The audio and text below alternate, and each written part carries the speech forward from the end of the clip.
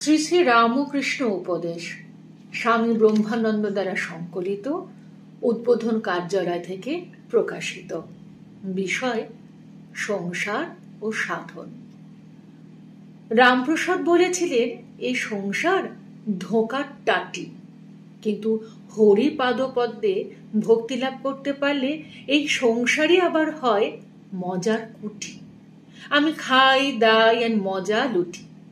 জনক রাজা মহা তেজা, তার কিসে ছিল ত্রুটি? সে এদিক ওদিক দুদিক রেখে খেয়েছিল দুধের বাটি।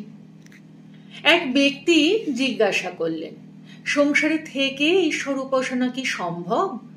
পরমহংসদেব একটু হেসে বললেন, ও দেশে দেখেছি সব চিড়ে কোটে।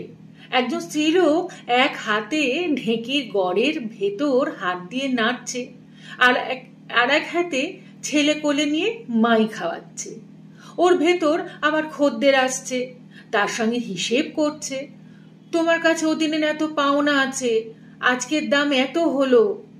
এইরকম সে সব কাজ করছে বটে, কিন্তু তার মন সর্বক্ষণ ঢেকির মুশলের দিকে আছে।